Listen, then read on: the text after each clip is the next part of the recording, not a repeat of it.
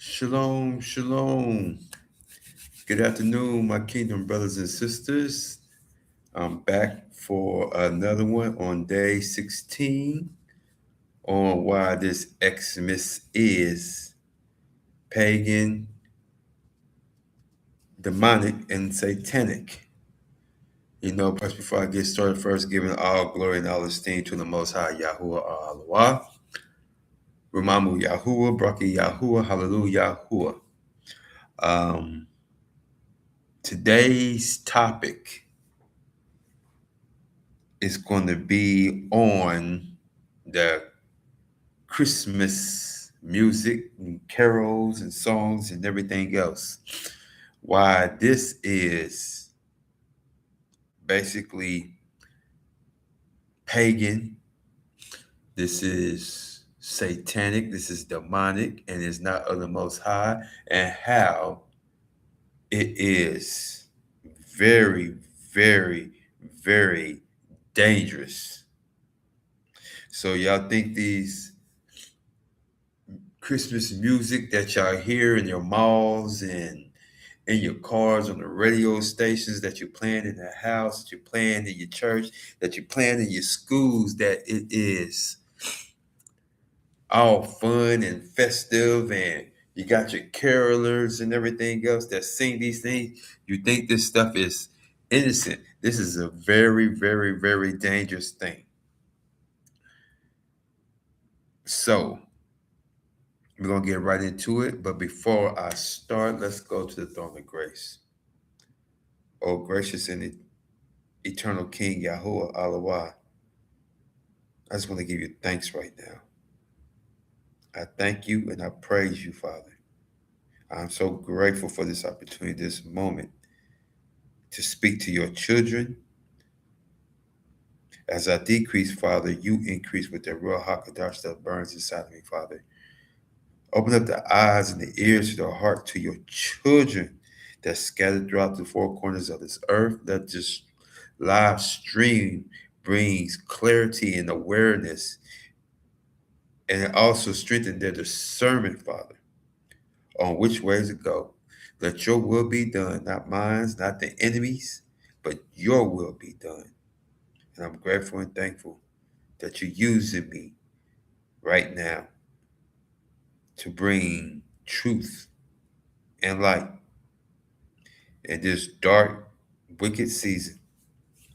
These things I ask in your mighty name, Yahuwah. Amen. All right, y'all. Let's get this thing started.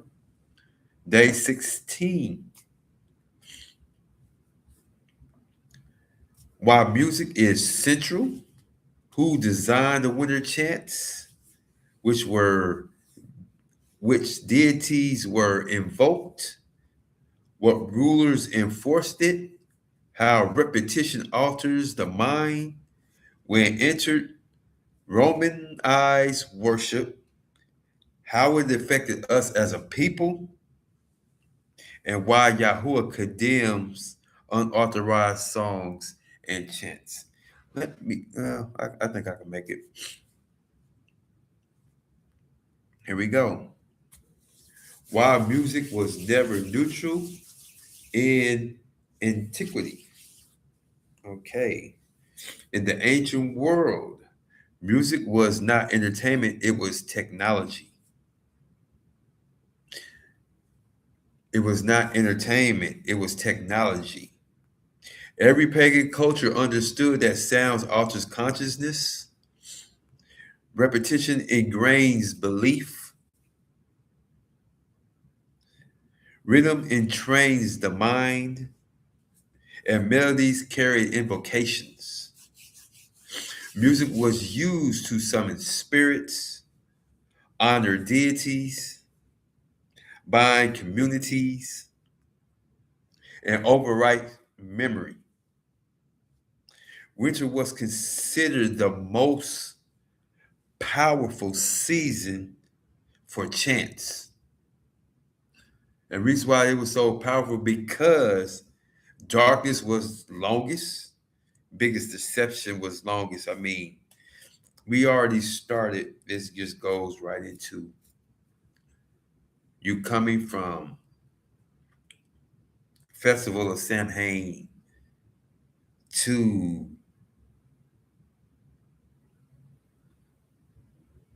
Thanksgiving season, and now into this holiday season that leads up to Xmas, and you think about it, when you use the word holiday, you're basically invoking these spirits. And I know my brothers and sisters that's out here that's doing the will of the Most High and is speaking. But when you're telling children that they're getting ready to receive and Xmas and stuff like that, don't you know people, when you're doing these things, you are invoking spirits, you're sacrificing, you're putting the word of the Most High and you tying it to pagan deities. You summon these spirits and you're using the word of the Most High and you're doing it and mixing it with pagan rituals. But I know my sons and my brothers and sisters, sons and daughters and elders alike, they doing this because they have a lack of knowledge. Yeah, the Most High moves, and He moves in ways and stuff like that. But at the same time, it is difficult to for people to receive things and waiting on things of the Most High, especially with this time of year. It makes it impossible for people to really to grasp onto it because how we're operating out of deception. Well, he's bringing gifts in. He's gifts in. I mean, holiday season and stuff. It's kind of hard to differentiate. Here in the world, yes, he moves things. How he does things, we can't understand how he does it. But we like this is a harvest season time, but you gotta separate the harvest of the Most High and false deities and pagan rituals. You can't lump them two together. So basically, I had to just throw that out there. You know, if it resonate, if it resonate, if it doesn't fit, But the children of the Most High, they pretty much understand what I'm saying. You know, but it was like this is the most powerful season because darkness was longest, fear was heightened, people were indoors, and repetition was unavoidable. Basically, when it comes down to it, the Babylonians started all of this. It started with the Babylonians. The Babylonians, they lamented for Tammuz, and these things were sung. These songs were sung seasonally. The women chanted mourning songs, and that's one thing I want to tell my brothers and sisters. When you're in mourning,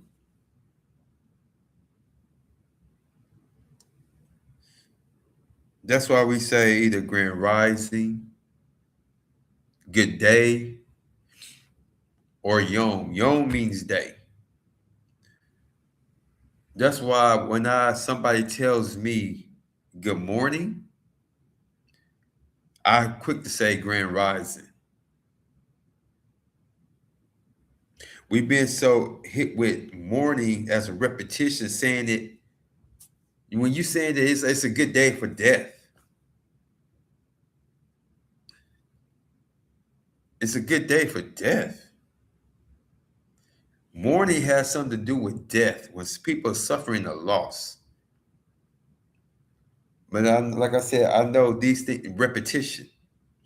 And you see where I'm going with this? Women chanted mourning songs.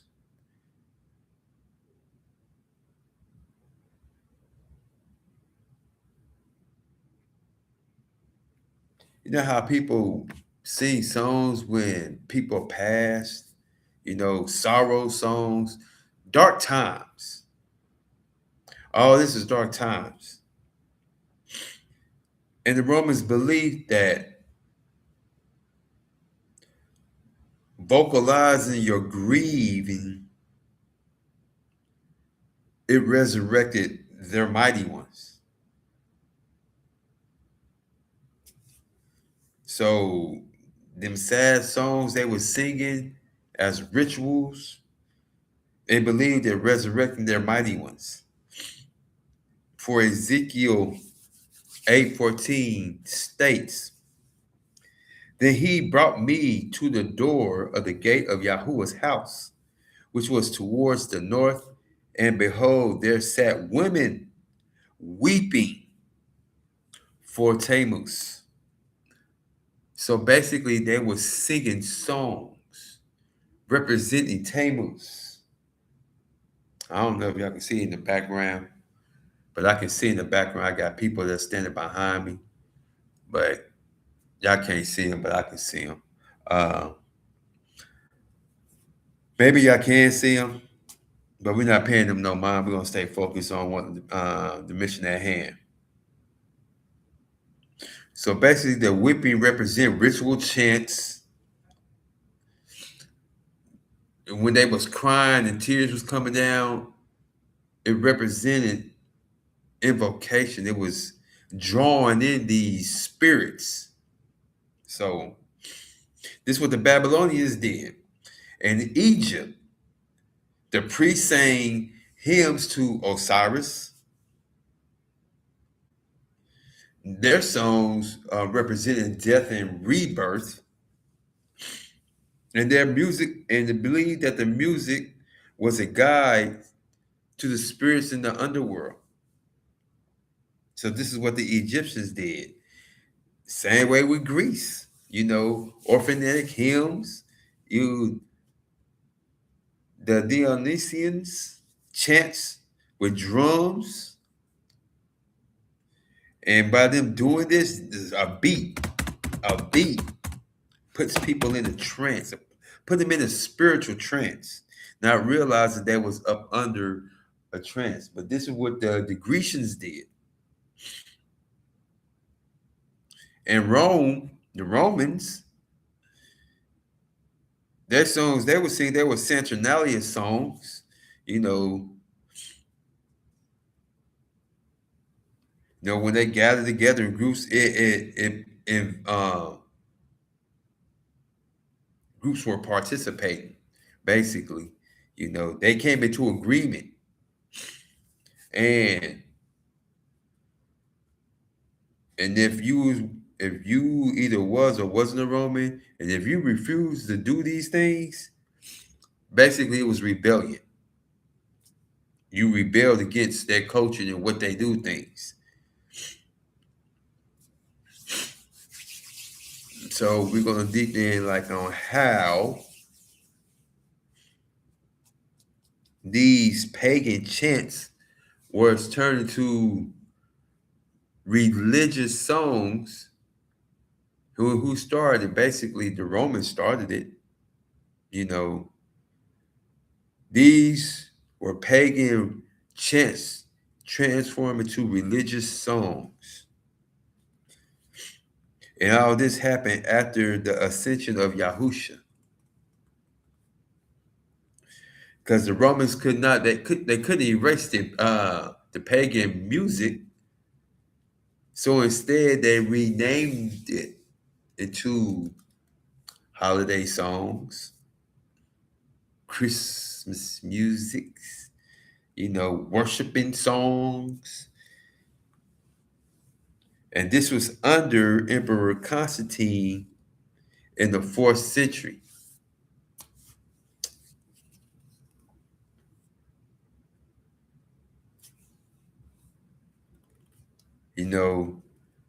He retained these pagan melodies.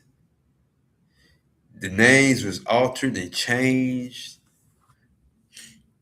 and their solstice chants was rebranded.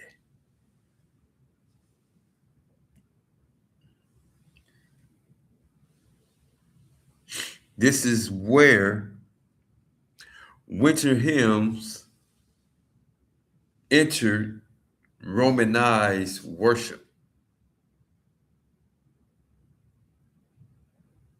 As you think about it, everything pretty much,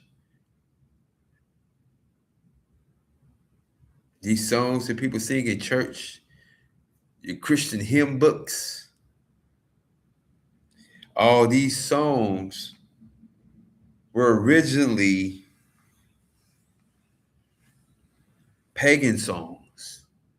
So the hymn books that you got in your church, they're not singing to the Most High. They was rebranded, restructured. Like I said, man, you can't make this stuff up.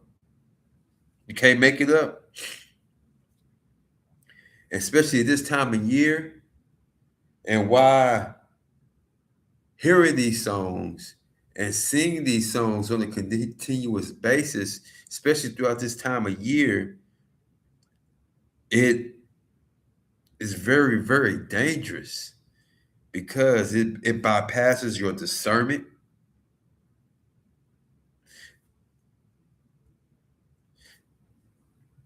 It trains your subconscious. You're not even aware. And it builds a spiritual agreement.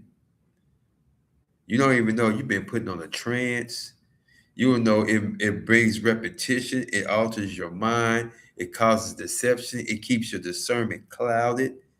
And you think you're doing this by praising the Most High, and you're not even doing it at all.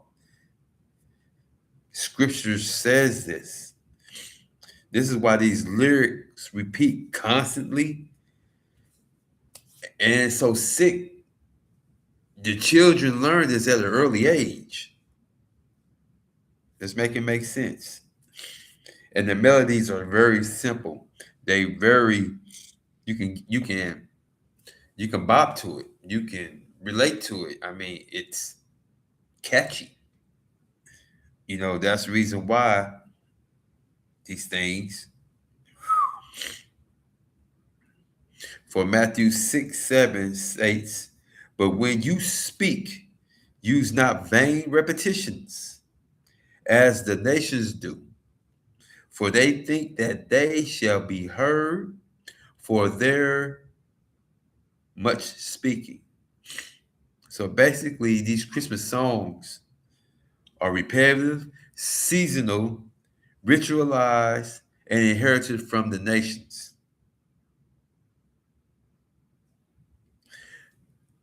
Bring that back.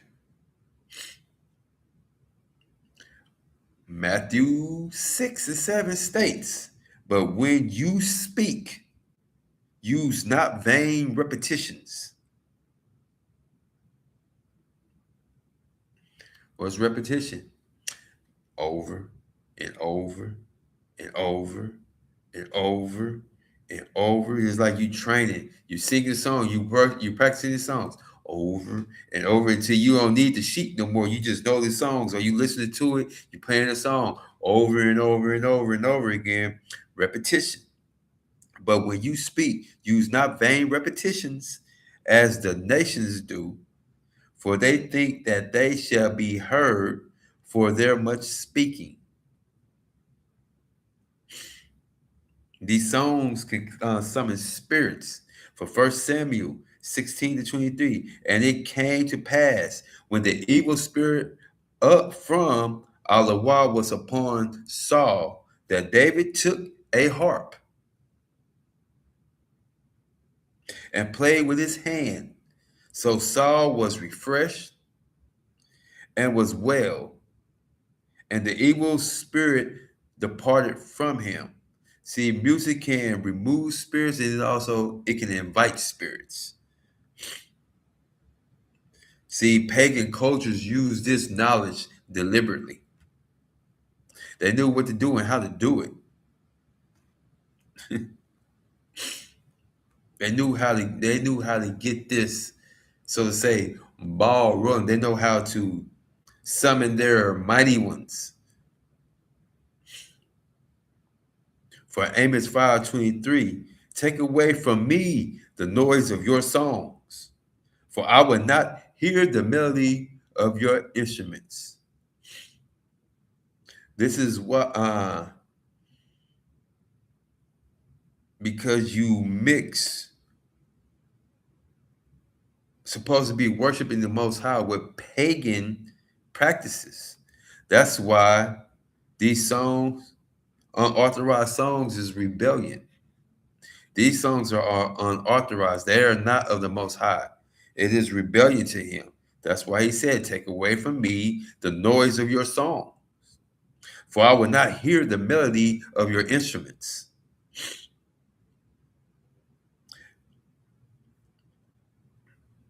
You know, this ties into Christmas carols. You know, and a lot of these Christmas carols adapted from drinking songs. What else they adapted from? They adapted from borrowed pagan melodies. They also they align with the solstice timing. So basically, the lyrics has changed, but the melodies they stay the same. It remain.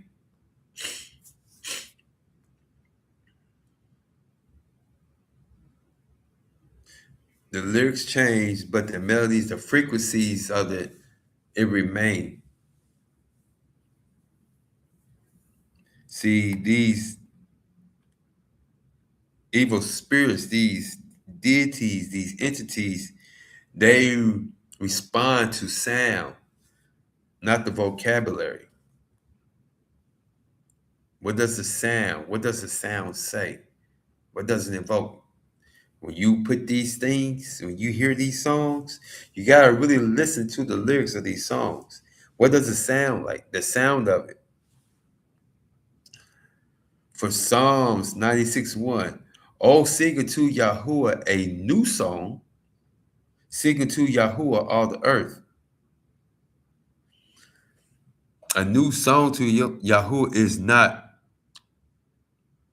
the same old pagan sound. It's not the same old things that people are seeing every year. He says, sing to a new song. Not what these not what these songs out here. These are pagan songs, these holiday songs. And y'all think y'all singing these Christmas carols, y'all carolers are singing this stuff, singing the same song. Read it's the same song. But these pagan worshipers, how they packaged it, have been passed down from generations to generations to generations, singing the same song. He said, sing to him a new song. He's tired of hearing that mess. All these songs tied to pagan dates. They only sung once a year. And it also honored a man-made calendar. Excuse me. Ooh. I rebuke it. And it replaced it, commanded assemblies.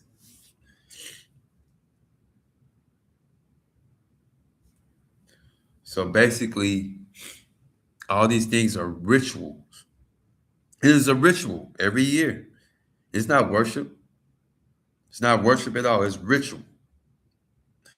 Y'all assembling together, playing these songs is ritual.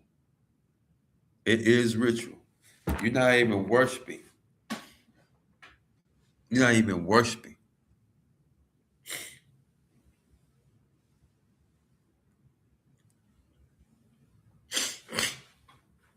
For Deuteronomy 12, 30 to 31, take heed that your take heed to yourself that you be not snared by following them, and that you are inquired not after their mighty ones, saying, how did these nations serve their mighty ones? Even so will I do likewise. You shall not do unto Yahuwah your Elohim.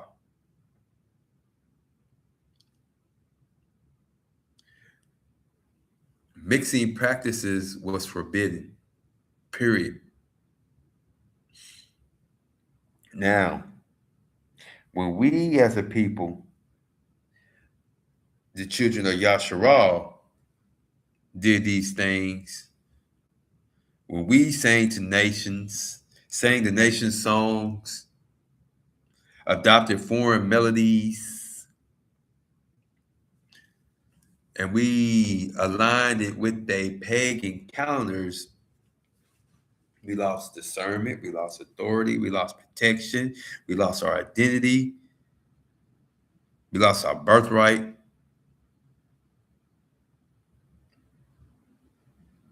Basically, the hand of the Most High left us. And I stated earlier, this is one of the reasons why somebody trying to put a sleep spell on me, but I rebuke it in the mighty name. Somebody wants me to shut up. I'm gonna keep going. A lot of people don't understand about this witchcraft. I rebuke it, I denounce it. Back to sender. Back to sender. For Psalms 137:4, how shall we sing Yahuwah's song in a strange land?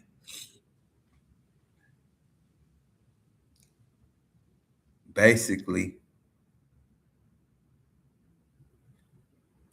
when we came to this land, it was strange. We couldn't sing to a Yahuwah the right songs that we would normally sing because we were so repetition, victimized into singing these songs.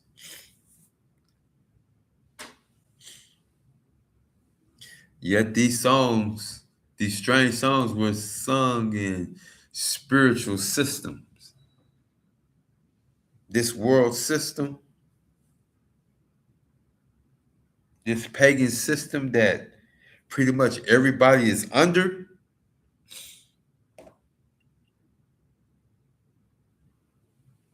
this is what these winter songs originated in this spiritual system. For Second Chronicles 20:22, and when they began to sing and to praise Yahuwah, set ambushments against the children of Ammon, Moab, and Mount Seir.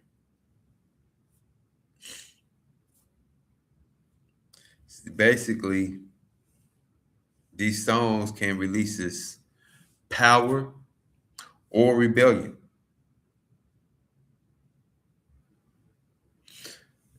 It can say, I mean, basically for the righteousness of the people who worship right, or if you worship right, it brought you power. If you worship wrong, it brought rebellion.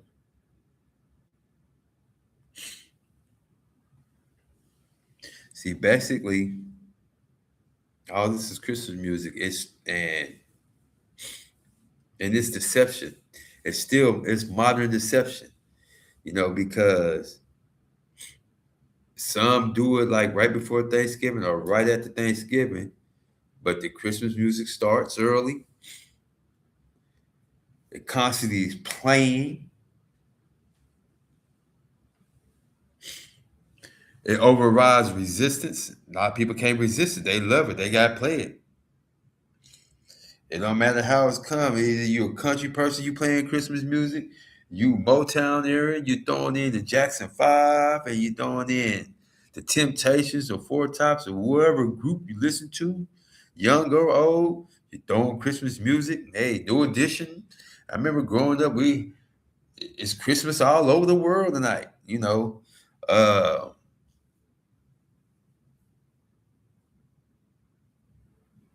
it messes with your emotions. You got people playing it. Merry Christmas, baby. Show did whatever. Treat you nice. People's drinking their sorrows away. Drinking their troubles away and missing this and missing that. Hey, we all fell victim to it. Can't sugarcoat it. We all fell victim to it. I did.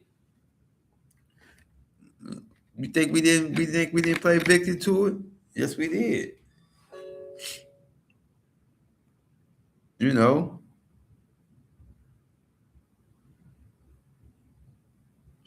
basically, this stuff is not. This is mass, a global incantation throughout the whole year, throughout this holiday season. It's of people, a mass incantation. This holiday season is a mass incantation, summoning in these spirits. So basically, you break it down to it, the origins of it: Babylon, Egypt, Greece, and Rome, as usual. The purpose: summon, program, unify, and invoked. The method: repetition, melodies, and rhythm. Who they were summoning up: Tammuz, Osiris, Saturn, Dionysus. The scriptures that help us to understand these things, what's really going on: Ezekiel 8:14, Matthew 6:7, 1 Samuel 16:23, Amos 5:23, Psalms 96:1, Deuteronomy 12:30 and 31, Psalms 137, 4, 2 Chronicles 20:22. And how it messes us up: we lost our identity,